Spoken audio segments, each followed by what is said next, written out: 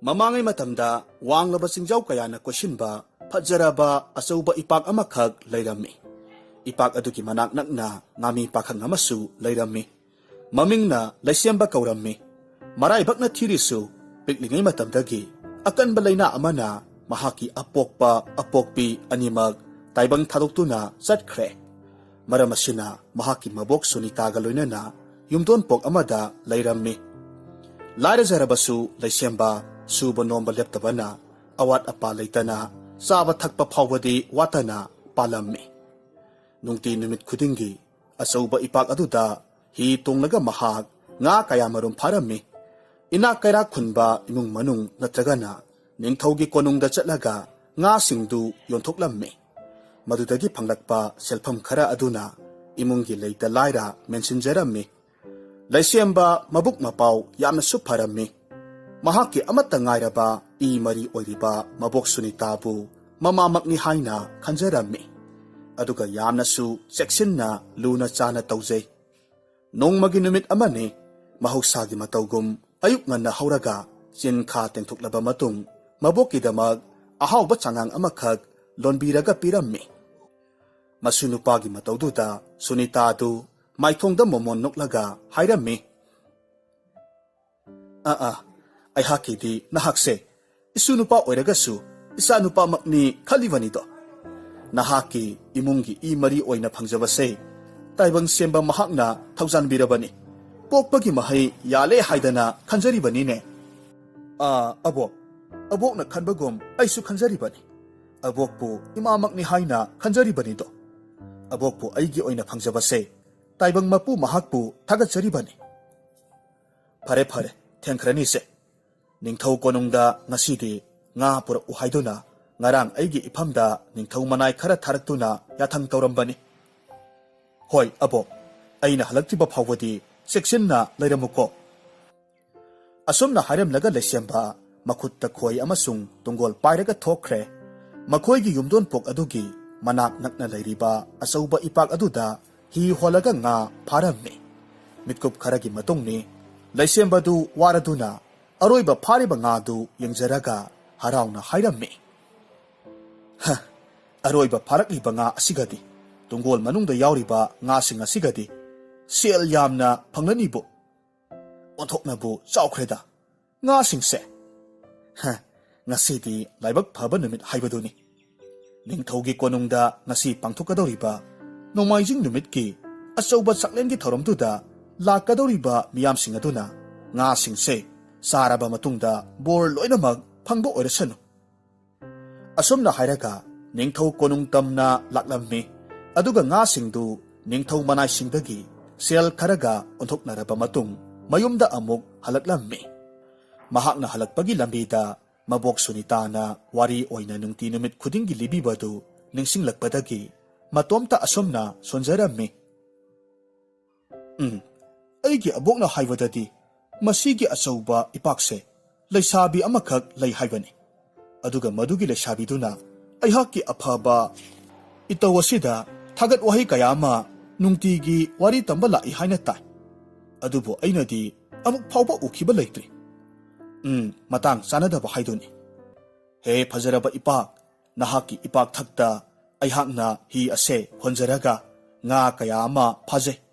Masina aihaki awatpa amata laihanbidedo.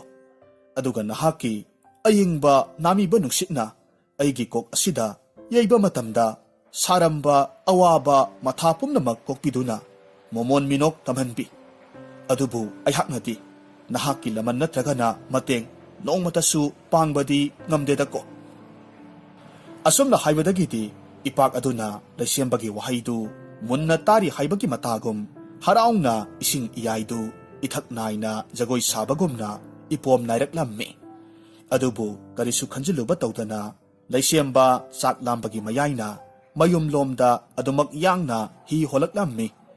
Asomna mathangi numitni nungti numit khudingi tawbagumna ngasisu mabok sunitana tan amakhak puthoraklammi. Aduga madu laisyambada pirammi. Ngasidi laisyambana khangningmanbana asomna hairakhi. Abo, karigino asomna nungti numit khudingi ayuk anganbada ipak asida tan asibu machet shetlaga huntharunaba haibiriba asibo ngasidi maramsingdo hangjaba pami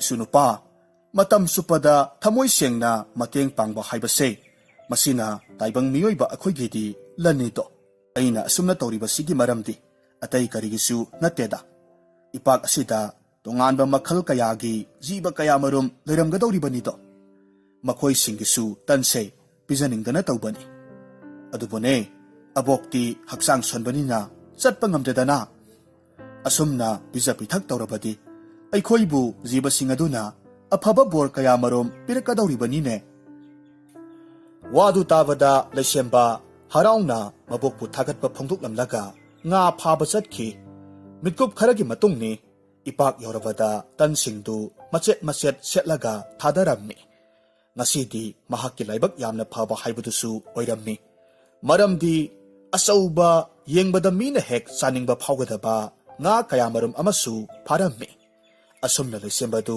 mayom tamna amuk harauna halaklammi mahakna halakpadu ubada sunitana hairammi leisemba aihaki patasida lumbu saba ising khara pik thanba makai amukta hairammu abok ngasidi aihak sel yamna tanba yarani maramdi aina pharakliba nga singse laibak phabana ngajaw kaya marum phaba phangle masigi asauba ipaksigi matengna aikhoigi imungse awat apa amata yaudana hingba phangjaribani wafamduda sunitana amuk hairammi leisemba aihaki khanause ising thakningbana khaurangle khara kangle yaradi isingdo amukta puraklo ihe abokti ngasai makhai yamna wana khanglamlibo oire ngaihaktani kuiroi ai thunamak purakke wasi hairamlaga leisemba sakhomdomda changlakpa matamdadi angakpagi matawni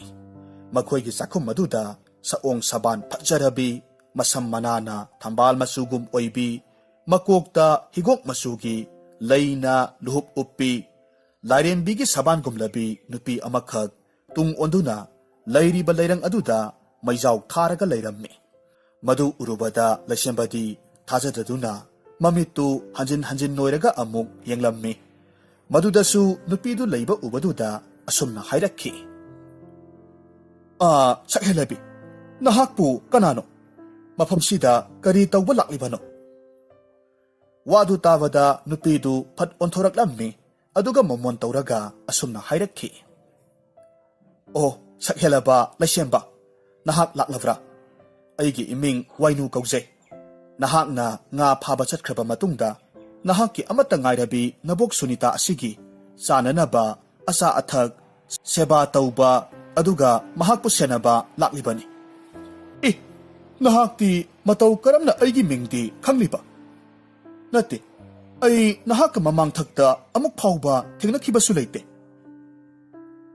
adubu leisemba aihakti pumnamak khangido wadu tawada leisembadi kibane pakhatpane anisi punkhibadagi nungsitki mamang thana mabokki manakta chentoraklammi aduga sor thabet holaga hairammi abok aikhoigi sakhumda leisabi amakhak nahakki sak thonglaga lehoribase mahakpu kanano mahakki mamitto aihakna yengbada aina nungti numit khudingi nga phaba hek satliba asauba ipak adugumna langtik langna ngali mahakpu kana oirabano abok leisemba nupi masadu laklabra aihakti uhowdedana karisu kigano mahakto asauba ipak adugi lairembini mamang matamdasu mafam asida laktuna nahak leitraba matamda aihakki seba tawribani abok adubu aina khaninglibadi karigidamak lairembi mahakna karisu leitaba lairaba amagi imungsida asumna mateng panglibano wadu tawada sunita momon tawrammi aduga hairammi yengoi nahakna nungti numit khudingi ipak adubu ngak senbiriba adugidamak ikai khumnaba utpa oina aihakki seba tawbiribanine aduga ngasi haiba numit asidagidi mahakto aikhoi anigi yum asida leiragadawribani tanja aduda lairembi wainuna makhutta acha athak khara pairaga phan mathak aduda thamlaga hairammi Imagumlabi, asa athak kharase sabiro. Masi saraga nahakki haksangdo tekhat kadauribani. Maboki seba ningthina tawjabaduda laisembadu harauna momon noklammi aduga hairammi. Thagachari lairembi wainu. Nahakki thawjaldagi aihaknasu asumna hingba phangjaribanido. Aihak ngasigi pharakliba ngasingsi ningthaugi konungda chatlaga amuktang selga onthoknarukhige. Oh hoi, sakhelaba nahakpu wana ngaijaramge. Ningthina chatpiyuko. Laisemba hi holaga ningthaugi konung tana laklammi. Aduga mahaki ngasingdu ningthauda loinamak yontoklammi. Ngadu masak yamna phajai haibagidamag ahenba selsu piraklammi. Seldu lauraga mahak harauna mayumda halakpagi lambidani. Usek masa amakhakna mahaki makokta masin atumbaduna kak halaklammi. Matamasida khangbadagi mahak asumna laurammi. Hai, kanano? Aigi ikok asida siklakni basibo. Wadu tavada usek aduna mirolda hairakhi. Nupamasa, nahakna hidi tongi, hidi hondana ipaksigi mayay asida, manglaga phambaduda, sapu kanna lakliba ipomsina humdokravadi, awaba tagada khanduna, ingit pizabani, warabiganuko. Wafamdu tarubada mahaki tung oina yengthuklubadadi, sauraba isingi ipom amakag lakpadu ure. Matamduda mahakna hairammi. Ihe, aihakti wakhalamada lupluredana. Thagachari marup usek. Marup kaurakpa aduda usek tu yamna harauna thawgalon ulamlaba matung paikhre. Laisembasu hido amuk holaga laklammi. Mahakna khalammi. Lairembi amaga karishu laitaba taibang miyoiba amagabu nungsinababu yagadrane. Natte, ngasai aina yumdagi thoraklamdai matamda hairakhiba mahaki wahaidubu nungda karigumba amadi phumbagum tawise. Mahak tasengna aibu nungsiba phauraba jala. Masakti adukki matik phajare. Mahaki ningthijarabi khonjel thawgalon adunasu mahakbu henna nungsihalle. Asumna matam kharagi matungda laisemba amasung lairembi wainudu thamoy tinarakpadagi nungsinakhirammi. Makoy anidu amana amagi thabakta saruk yaminaduna awa nungay kaya amasu mateng pangminarammi. Matawaduda mabok sunitasu yamna harawrammi. Asumna tha marigi matungni nongmagi numit amada yamna laibak thiba thawdok amakhak thoklarammi. Laibaktugi ningthawdu akanba laina ama nabadagi taibang pan thadoklaga chatkhre. Chanabigi matung inna ningthawgi amata yaujaba masanupa Rajkumar Koirengbu ningthawgi pham oina hapirammi. Hairiba numit asidagidi Koirengna ningthaw oikhirammi. Laibak thibadi ningthawdu mahaki mapadagi hena yamna tongalammi. Yamna phattaba atonba singbu namthabiba phattaba ningthaw ama haibadu oiraklammi. Nungti numit khudingi mahaki laipak atuda lairiba nongmagi wana sara tanjaraga sajariba miyoising adudagi sel asa athak kaya marumsu namdana munbirammi. Aduga mahakna apamba posaktu puraknaba thawdaba matamda purakpa ngamdaba miyoy adubudi tamthina otlaga phubirammi. Hatokpibasu konggaini. Nongmagi numit amada ningthaw Koirengna laipak aduda lairiba khutsa haiba phisalon sa haiba nupa kaya marum kaukhatlammi. Aduga asumna hairammi. Hai, mangda lepliba asonba phizol setliba nupa. Yengu. Aihaki konungsida khaliba pardarsing se. Laitienggi oiba posak yaudabana amanba haibado olle. Aduna nahakna sanagi parda oina semlaga konungsei amukta langhallo. Ahoy phagani iningthaw. Adubu madu sanaba hotnabada tha amamukki sangdi sanganito. Mahaki wasida ningthawdu saungna hairakhi. Kari tha ama haiba yamna sangba matamni. Madu oiba taragadi ngasi haiba numitsidagi nang laibakse thadoklaga chakhigadabani. Natragadi nahak dandi phanganiko khanguhe.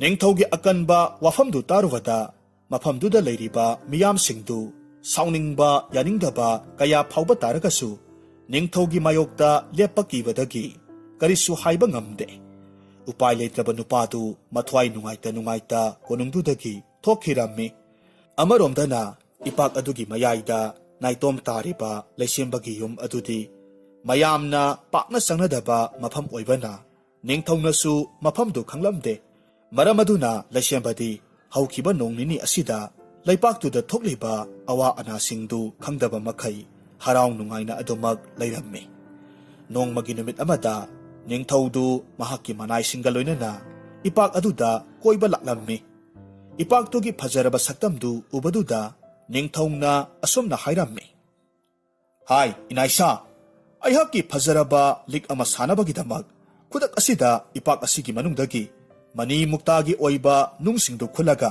ꯏꯐꯝꯗ ꯁꯤꯟꯅꯧꯍꯩ!"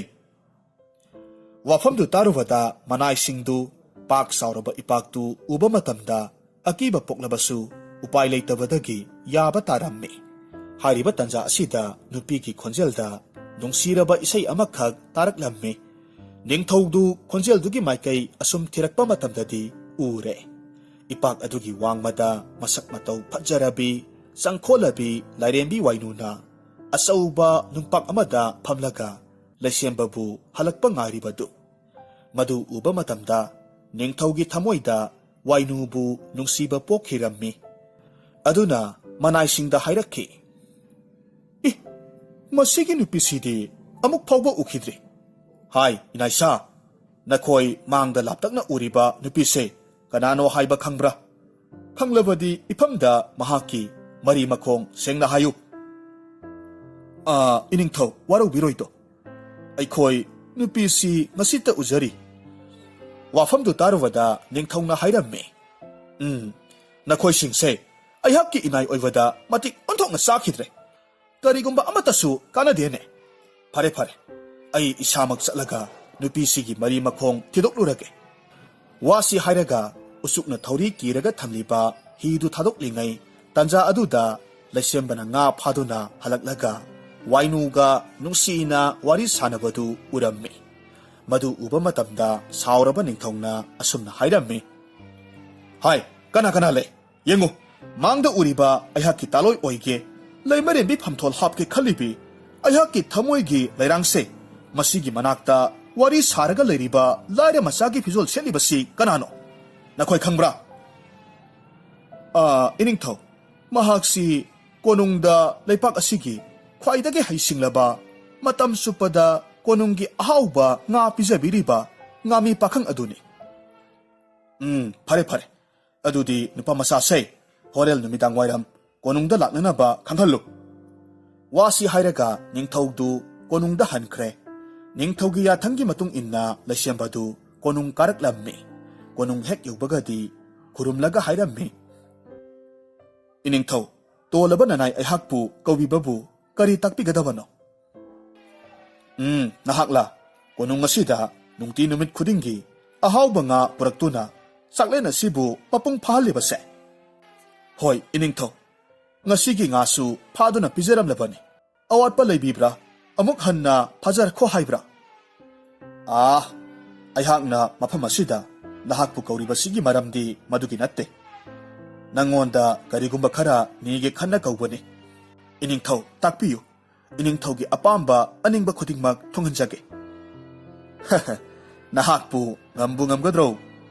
ꯑꯩꯅ ꯅꯤꯒꯗꯧꯔꯤꯕꯁꯤ ꯅꯍꯥꯛꯀꯤꯗꯤ ꯑꯆꯧꯕ ꯊꯧꯗꯥꯡ ꯑꯃ ꯑꯣꯏꯒꯗꯧꯔꯤꯕꯅꯤꯗꯣ." "ꯏꯅꯤꯡꯊꯧ ꯇꯥꯛꯄꯤꯌꯨ, ꯌꯥꯊꯪ ꯂꯩꯈꯥ ꯇꯥꯍꯟꯖꯔꯣꯏ." "ꯅꯍꯥꯛ ꯑꯆꯧꯕ ꯌꯨꯝꯖꯥꯎ ꯑꯃꯈꯛ ꯁꯥꯒꯗꯕꯅꯤ꯫ ꯃꯗꯨꯗ ꯑꯩꯍꯥꯛꯀꯤ ꯀꯣꯅꯨꯡꯁꯤꯗ ꯂꯩꯔꯤꯕ ꯂꯥꯟꯃꯤꯁꯤꯡꯁꯦ ꯅꯤꯡꯇꯝꯅ ꯂꯩꯕ ꯌꯥꯅꯅꯕ, ꯑꯗꯨꯒꯅꯦ, ꯌꯨꯝꯗꯨꯒꯤ ꯁꯔꯨꯛ ꯇꯪꯈꯥꯏ ꯑꯃꯗꯤ ꯏꯍꯥꯡ ꯍꯥꯡꯕ ꯁꯔꯨꯛ ꯑꯣꯏꯍꯟꯒꯗꯕꯅꯤ꯫ ꯃꯗꯨ ꯄꯥꯡꯊꯣꯛꯅꯕꯒꯤꯗꯃꯛ ꯅꯨꯃꯤꯠ ꯅꯤꯅꯤꯒꯤ ꯃꯇꯝ ꯄꯤꯒꯅꯤꯀꯣ." ꯋꯥꯐꯝꯗꯨ ꯇꯥꯔꯨꯕꯗ ꯃꯐꯝꯗꯨꯗ ꯂꯩꯔꯤꯕ ꯃꯤꯌꯥꯝꯁꯤꯡꯗꯨꯗꯤ ꯉꯛꯄꯅ ꯂꯣꯏꯔꯦ꯫ ꯂꯩꯁꯦꯝꯕꯅ ꯅꯨꯡꯉꯥꯏꯇꯅ ꯍꯥꯏꯔꯛꯈꯤ, "ꯏꯅꯤꯡꯊꯧ, ꯃꯗꯨꯒꯤ ꯊꯕꯛꯇꯨꯕꯨ ꯂꯥꯏꯔꯕ ꯄꯥꯈꯪ ꯑꯩꯉꯣꯟꯗ ꯁꯤꯟꯅꯔꯤꯕꯁꯤꯕꯨ..." "ꯍꯥꯏ, ꯑꯩꯍꯥꯛꯄꯨ ꯑꯅꯤꯔꯛ ꯁꯨꯅ ꯋꯥ ꯉꯥꯡꯍꯟꯒꯅꯨ꯫ ꯑꯩꯅ ꯍꯥꯏꯔꯤꯕꯁꯤꯅꯤ, ꯌꯨꯝꯖꯥꯎꯗꯣ ꯅꯨꯃꯤꯠ ꯅꯤꯅꯤꯒꯤ ꯃꯅꯨꯡꯁꯤꯗ ꯁꯥꯒꯗꯕꯅꯤ꯫ ꯀꯔꯤꯒꯨꯝꯕ ꯅꯍꯥꯛꯅ ꯉꯝꯗꯕ ꯊꯣꯛꯂꯕꯗꯤ ꯅꯍꯥꯛ ꯅꯌꯨꯝ ꯊꯥꯗꯣꯛꯇꯨꯅ ꯑꯇꯣꯞꯄ ꯃꯐꯝ ꯑꯃꯗ ꯆꯠꯈꯤꯕ ꯇꯥꯕꯅꯤ꯫ ꯂꯩꯄꯥꯛ ꯑꯁꯤꯗ ꯂꯩꯕ ꯌꯥꯔꯣꯏ ꯆꯠꯂꯨ ꯍꯧꯖꯤꯛꯇꯒꯤ ꯅꯍꯥꯛꯀꯤ ꯅꯊꯧꯗꯣ ꯍꯧꯖꯔꯨꯔꯣ ꯅꯨꯃꯤꯠ ꯅꯤꯅꯤꯒꯤ ꯃꯇꯨꯡꯗ ꯑꯩꯍꯥꯛ ꯌꯨꯝꯗꯣ ꯌꯦꯡꯕ ꯂꯥꯛꯀꯅꯤ ꯑꯁꯨꯝꯅ ꯍꯥꯏꯔꯒ ꯅꯤꯡꯊꯧꯗꯨ ꯃꯍꯥꯛꯀꯤ ꯀꯥꯗ ꯆꯪꯈꯤ ꯎꯄꯥꯏ ꯂꯩꯇ꯭ꯔꯕꯗ ꯂꯩꯁꯦꯝꯕ ꯃꯀꯣꯛ ꯁꯥꯅ ꯃꯌꯨꯝꯗ ꯍꯜꯂꯛꯂꯝꯃꯤ ꯑꯗꯨꯒ ꯎꯖꯥꯎ ꯑꯃꯒꯤ ꯃꯈꯥꯗ ꯐꯝꯂꯒ ꯀꯔꯝꯅ ꯅꯤꯡꯊꯧꯒꯤ ꯌꯥꯊꯪꯗꯨ ꯏꯟꯒꯗꯒꯦ ꯍꯥꯏꯅ ꯋꯥꯈꯜ ꯇꯧꯔꯝꯃꯤ ꯑꯁꯨꯝꯅ ꯂꯩꯔꯤꯉꯩ ꯇꯟꯖꯥ ꯑꯁꯤꯗ ꯋꯥꯏꯅꯨꯅ ꯍꯥꯏꯔꯛꯈꯤ ꯀꯔꯤ ꯇꯧꯔꯕꯒꯦ ꯑꯗꯨꯛ ꯅꯊ꯭ꯋꯥꯏ ꯅꯨꯡꯉꯥꯏꯇꯅ ꯃꯥꯏꯊꯣꯡ ꯃꯛꯁꯤꯟꯅ ꯐꯝꯂꯤꯕꯗꯤ ꯉꯁꯥꯏ ꯃꯈꯩ ꯅꯍꯥꯛꯄꯨ ꯂꯥꯛꯄ ꯉꯥꯏꯖꯔꯝꯕꯅꯤ ꯑꯗꯨꯕꯨ ꯅꯍꯥꯛꯇꯤ ꯃꯐꯝꯁꯤꯗ ꯅꯥꯏꯇꯣꯝ ꯐꯝꯂꯤꯕꯁꯤꯕꯨ ꯀꯔꯤ ꯑꯋꯥꯕ ꯇꯥꯔꯕꯒꯦ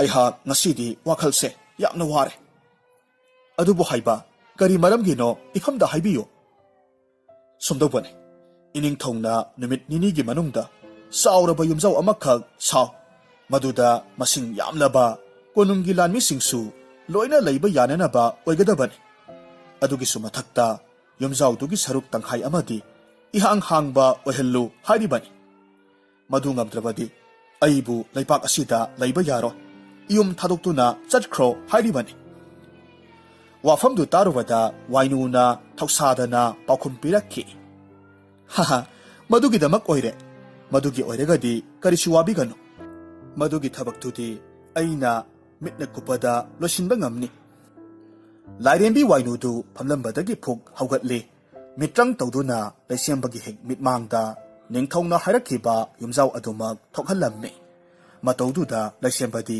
ꯉꯛꯅ ꯍꯥꯏꯔꯝꯃꯤ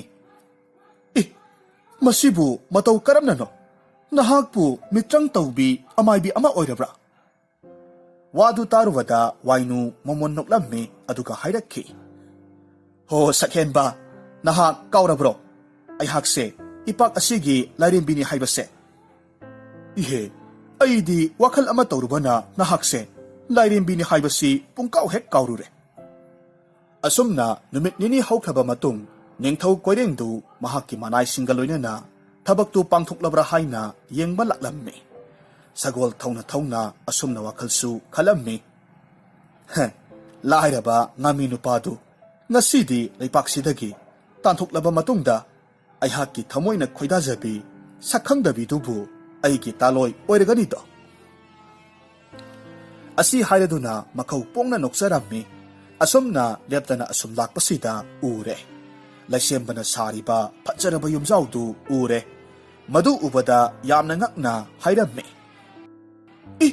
ꯑꯣꯟꯊꯣꯛꯅꯁꯨ ꯐꯖꯈ꯭ꯔꯦꯗ ꯌꯨꯝꯖꯥꯎ ꯑꯁꯤꯗꯤ ꯃꯁꯤꯕꯨ ꯃꯇꯧ ꯀꯔꯝꯅ ꯄꯨ ꯄꯥꯡ ꯁꯨꯗ꯭ꯔꯕ ꯅꯨꯄꯥ ꯑꯁꯤꯅ ꯅꯨꯃꯤꯠ ꯅꯤꯅꯤꯁꯤꯒꯤ ꯃꯅꯨꯡꯗ ꯁꯥꯔꯤꯕꯅꯣ ꯑꯗꯨꯅꯗꯤ ꯑꯁꯣꯏꯕ ꯑꯃ ꯊꯤꯔꯒ ꯃꯍꯥꯛꯄꯨ ꯇꯥꯟꯊꯣꯛꯅꯕ ꯍꯣꯠꯅꯗꯕ ꯌꯥꯗꯦ ꯋꯥꯐꯝꯁꯤ ꯈꯟꯗꯨꯅ ꯌꯨꯝꯖꯥꯎꯗꯨꯒꯤ ꯃꯅꯨꯡꯗꯨ ꯁꯤꯟꯕ ꯊꯨꯡꯅ ꯌꯦꯡꯂꯝꯃꯤ ꯑꯗꯨꯒ ꯍꯥꯏꯔꯛꯈꯤ ꯍꯥꯏ ꯅꯨꯄꯥ ꯃꯆꯥ ꯅꯍꯥꯛꯄꯨ ꯉꯥꯎꯔꯕ꯭ꯔꯣ ꯑꯁꯨꯛ ꯆꯥꯎꯈ꯭ꯔꯕ ꯌꯨꯝꯖꯥꯎꯁꯤ ꯁꯥꯔꯒ ꯃꯅꯨꯡꯗ ꯀꯔꯤꯁꯨ ꯊꯝꯗꯅ ꯏꯍꯥꯡ ꯍꯥꯡꯍꯜꯂꯤꯕꯁꯤꯕꯨ ꯀꯔꯤꯒꯤꯅꯣ ꯇꯥꯎꯍꯦ ꯂꯥꯏꯔ ꯃꯆꯥ ꯍꯌꯦꯡ ꯅꯨꯃꯤꯠ ꯊꯣꯛꯇ꯭ꯔꯤꯉꯩ ꯃꯇꯝꯗ ꯇꯨꯝꯅ ꯍꯤꯞꯅꯅꯕ ꯐꯃꯨꯡ ꯑꯃꯁꯨꯡ ꯂꯩꯇꯦꯡꯒꯤ ꯑꯣꯏꯕ ꯄꯣꯠꯁꯛ ꯀꯌꯥꯃꯔꯨꯝ ꯁꯥꯔꯒ ꯊꯝꯂꯝꯒꯗꯕꯅꯤ ꯅꯠꯇ꯭ꯔꯕꯗꯤ ꯅꯍꯥꯛ ꯂꯩꯄꯥꯛꯁꯤꯗꯒꯤ ꯇꯥꯟꯊꯣꯛꯀꯅꯤꯀꯣ ꯋꯥꯁꯤ ꯍꯥꯏꯔꯒ ꯅꯤꯡꯊꯧꯗꯨ ꯁꯒꯣꯜ ꯊꯧꯔꯒ ꯆꯠꯈꯤ ꯋꯥꯐꯝꯁꯤꯡꯗꯨ ꯋꯥꯏꯅꯨꯗꯁꯨ ꯂꯩꯁꯦꯝꯕꯅ ꯇꯝꯃꯤ ꯋꯥꯗꯨ ꯇꯥꯔꯨꯕꯗ ꯋꯥꯏꯅꯨꯅ ꯍꯥꯏꯔꯝꯃꯤ ꯑꯩꯍꯥꯛꯇꯤ ꯏꯁꯤꯡꯒꯤ ꯂꯥꯏꯔꯦꯝꯕꯤꯅꯤ ꯑꯗꯨꯒꯨꯝꯕ ꯎꯖꯥꯎ ꯀꯌꯥ ꯆꯪꯕ ꯃꯤꯇ꯭ꯔꯪꯗꯤ ꯑꯩꯅ ꯉꯝꯂꯣꯏ ꯑꯗꯨꯕꯨ ꯃꯗꯣ ꯌꯥꯝꯅ ꯂꯥꯏꯕ ꯊꯕꯛꯅꯤ ꯀꯔꯤꯁꯨ ꯋꯥꯔꯨꯒꯅꯨ ꯆꯪꯒꯗꯧꯔꯤꯕ ꯂꯩꯇꯦꯡꯒꯤ ꯑꯣꯏꯕ ꯄꯣꯠꯆꯪ ꯆꯩꯖꯪ ꯈꯨꯗꯤꯡꯃꯛ ꯑꯩꯍꯥꯛꯀꯤ ꯃꯔꯨꯞ ꯎꯃꯪꯒꯤ ꯂꯥꯏꯔꯦꯝꯕꯤꯗ ꯊꯕꯛꯇꯣ ꯉꯁꯤꯒꯤ ꯑꯍꯤꯡꯁꯤꯗ ꯄꯥꯡꯊꯣꯛꯍꯟꯒꯦ ꯂꯥꯛꯑꯣ ꯍꯧꯖꯤꯛꯇꯤ ꯎꯃꯪꯒꯤ ꯂꯥꯏꯔꯦꯝꯕꯤꯗꯨꯒꯤ ꯃꯅꯥꯛꯇ ꯆꯠꯂꯒ ꯃꯇꯦꯡ ꯅꯤꯔꯨꯁꯤ ꯑꯁꯨꯝꯅ ꯂꯥꯏꯔꯦꯝꯕꯤ ꯑꯗꯨꯅ ꯃꯇꯦꯡ ꯅꯤꯖꯕ ꯃꯇꯝꯗ ꯍꯔꯥꯎꯅ ꯌꯥꯕꯤꯔꯛꯂꯝꯃꯤ ꯈꯨꯗꯛ ꯑꯗꯨꯗ ꯌꯨꯝꯖꯥꯎꯗꯨꯒꯤ ꯑꯍꯥꯡꯕꯗꯨ ꯃꯤꯇ꯭ꯔꯪ ꯇꯧꯔꯒ ꯐꯖꯔꯕ ꯂꯩꯇꯦꯡꯒꯤ ꯄꯣꯠꯁꯛ ꯀꯌꯥꯃꯔꯨꯝ ꯊꯣꯛꯍꯜꯂꯝꯃꯤ ꯍꯥꯏꯅꯈꯤꯕꯒꯤ ꯃꯇꯨꯡ ꯏꯟꯅ ꯅꯤꯡꯊꯧꯗꯨ ꯌꯨꯝꯖꯥꯎꯗꯨꯕꯨ ꯌꯦꯡꯁꯤꯟꯕ ꯂꯥꯛꯂꯝꯃꯤ ꯃꯇꯝ ꯑꯗꯨꯗ ꯃꯍꯥꯛꯅ ꯍꯥꯏꯔꯝꯕ ꯈꯨꯗꯤꯡꯃꯛ ꯄꯥꯡꯊꯣꯛꯂꯒ ꯂꯩꯔꯝꯕ ꯑꯗꯨꯗ ꯀꯔꯤꯁꯨ ꯑꯁꯣꯏꯕ ꯌꯥꯎꯔꯝꯗꯕꯗꯨꯗ ꯃꯍꯥꯛ ꯑꯗꯨꯛꯀꯤ ꯃꯇꯤꯛ ꯉꯛꯂꯝꯃꯤ ꯃꯍꯥꯛꯅ ꯍꯥꯏꯔꯝꯃꯤ ꯅꯨꯄꯥ ꯃꯆꯥ ꯅꯍꯥꯛ ꯊꯧꯅꯥ ꯌꯥꯝꯅ ꯐꯩ ꯇꯦꯟꯈ꯭ꯔꯕ ꯃꯇꯝ ꯑꯁꯤꯗ ꯑꯁꯨꯛ ꯆꯥꯎꯔꯕ ꯐꯖꯈ꯭ꯔꯕ ꯌꯨꯝꯖꯥꯎꯁꯦ Saba ngamliba asinadi nahakse araiba midi oidre haibani. Tauba ngamba sakti leiba nupa amani haina aina lawido. Aduna nahak hayeng phawbagi manungda asauba ipak asida lairiba mani muktagi oiba atangba posak kaya marumdo madu iruplaga thirugadabani. Aduga aigi ifamda sinau. Iningthau haibiriba wafamdubu amukta khanthabiyu. Karamna asuk saukraba kiningai oiraba ipak asida matau karamna iruptuna mani mukta thirugadoribano. Iya ningthau aigi ithakta wa ngang basai ayakna hariba wafam adumag tawgadabani natrabadi laipak soidana mag tanthokpa tabani. Phare phare hayeng amuk thengnarasi ai satle. Wafamdu tarubada laisembadu mathwai nungaitana mayumda halaklammi aduga wainu amasung mabok sunitada wafamdu tamlammi. Ai soidana mag maithiragani karamna aina saukraba ipak aduda iruptuna mani muktasing adubu thirugadoribano oithoklaroi ai leipakse thadoklaga salhubana faragani. Wafamdu tarubada wainuna sauna hairammi adumna thawna hantagadaba natte handak mukti khanganido wakat pakanba minungsi haitaba ningthongdo aina para ama soidanamak tambigani mahaki wakase henmankre aihaki lan thum phawba mitaba horaklabanina lemna khak thakraro isamakna lanthingnaraga para ama tambige. Asumna mathangi anganba ayuki matamni ningthawdu manai kayaga loinana laisembagi manakta laklammi adubu kanamata uramde maduda ningthawdu yamna harauna hairammi. Aihaki yathang pangthokpa ngamdabadagi mayum thadoktana chenkhraboire haujikti mahakto aigi taloi oiraganido. Asumna khanduna noksaringai tanja aduda angang nupa masa amakhak lakpa ubada hairakhi. Nupa masa nahakpu kanano nahaki fizol dusu aigi leibak sida khundariba miyam asidagidi tongana ui nahak amuktasu ukhidri. Wafamdu tarubada nupa masaduna asumna khummi. Iningthau aihak ising manungda khundaba apikpa leibak amadagi laksabani. Kari ising manungda haiba?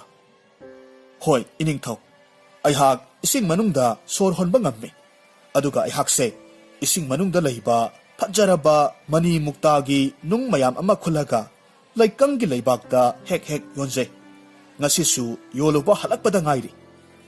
Wafamdu tarubada mapuk phatraba ningthau aduna nupa masasi sizinaraga mani mukta khulhange matagum asumna hairakhi. Yangoi nupa masa aihakse leibak asigi thongna pharaba ningthongni aduna yengu nakanda lairiba chaukraba ipak ase aigini masigi ipak sidagi mani mukta singdu khulaga ifamda katlabadi nahaki yaifaba oigadoribani aduna pantharaganu athuba matamda iruplaga mani mukta singdo khuluro. Iningthau phagani asumna hairamlaga makhutta borana tuba khaw masa amakhak pairaga ipak aduda chongthakre mitkup kharagi matungni nupa masadu ising manung adudagi phawgalaklammi makhutta khawdu puba ngamdaba makhai paiba aduda ningthawdu harauna hairammi.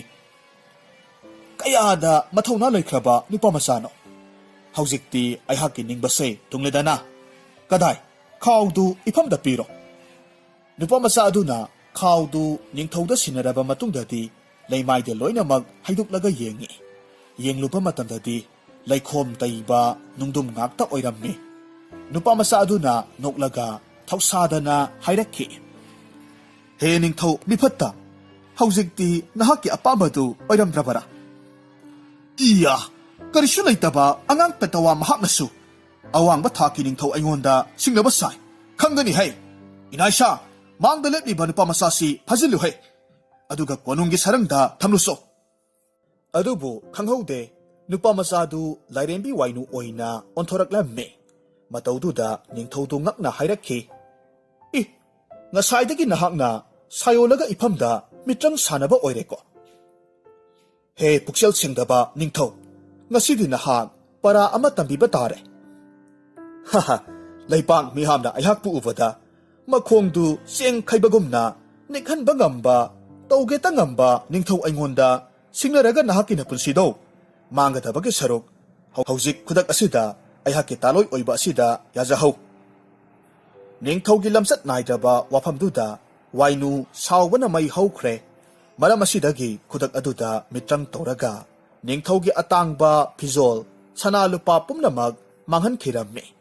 Aduga asamba pizol amakag sathalami. Matawduda ningthaw aduna yamna hainadaba maongda hayrakki. Asigumba amot pa pizol. Hay, atuba matamda ayhaki pizol do ipamda sinaw. Hey, napal ka ba ningthaw? Nahak na ohenjabani. Madugi pibam do. Ay nanate. Aduga nahak haujikti sakni pini ba oiragani do. Lairaba miyoy oirabani. Nahak na samak na tabak sujaduna, nahak ki mangkraba lando, tansinduna pangnanaba honajaw. Wafamdu tarwada ningthaw sauna hayrammi.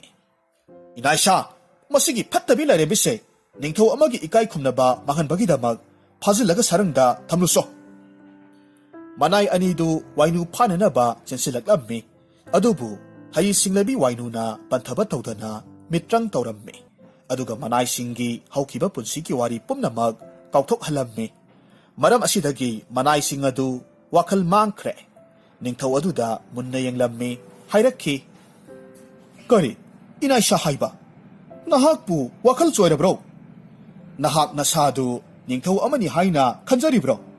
Pizol duga imot-mot pamakay. Hay, kudak sida chalhaw ba na pani. Wadu taruvada ningthaw tu sauna hayrammi. Ay hakse, laypak sige ningthaw ni hanggabaran he, minay masasa. Kari, nahak po ningthaw ni hayba. Adu di, laymarin bidu na ay oiragin he. Hey, angaw ba? Mondang taw no. Yan na tunod sa lo. Wafam do tarawada, ningthaw do ngak na hayrakki. Hi, kari no, tawri ba matoksi ba? Layrin bi, nahak na kari mitang toksin kre. Mado, nahak di, matik saba dandini. Matam supada nahak na sagi arayba aduna, pentok pangamdaba. Nahaki imong manungbu, waang natanggat piriba miyoy singbu, ikay kunaba utpa haytabagi damag, ay naparatang biribani. Nate, hawzik mag atuba matamda ay gisanalo pa pizol singdo, amuk sino. Adudi, nahak amuk hanna laypak asida, kundado na layriba miyampom na magki, awa anada saruk yani, mateng panggani hayna wasao. Natrabadi makata na ayhag miyamgi awabagi kholaw tabangam laro. Asum na minay amagum na layraba matam asida amadi mahaki asoyba singdu matang hayraklaba asidadi ningthawdu masagi maral khangjaraklammi. Maramasina mahak khu kudak kuntaraga makut lonaraga nungaytana hayrammi. He sakhelabi ay yamna lankre. Mamang thagta ayhak na tawkiba pataba tabak mayamdo yamna henman kraba male. Ay amuk hanna tawba ngami hayduna tola taraba singbu otpa naiba tawjararo. Ayhak isagi iral yazarage. Ayna wasaktu na hayjariba sini. Laypak amagi ningthaw amana tawfam thokpa pumnamag kudak asidagi pangtuklagani. Aduna ayhaki mangkraba lanthum sanalupa pizol singdo ifamda amuk hanna sinabiro. Wadu taruvada layren bidu mamon noklammi ningthaw gi manay sing adubu mitrang tawraga amuk wakal tahalammi. Aduga hayrakki. Tarabra ningthaw gi manay sing nakoy gi ningthaw asina hayribase. Hawzikti nakoy karisu waruragano. Amuk hanna awaba polom piraklaro. Aduga he ningthaw nahak na aygi nungsijaraba laysyambada pikiba awaba yatang adugi damag lale hayjagadabani.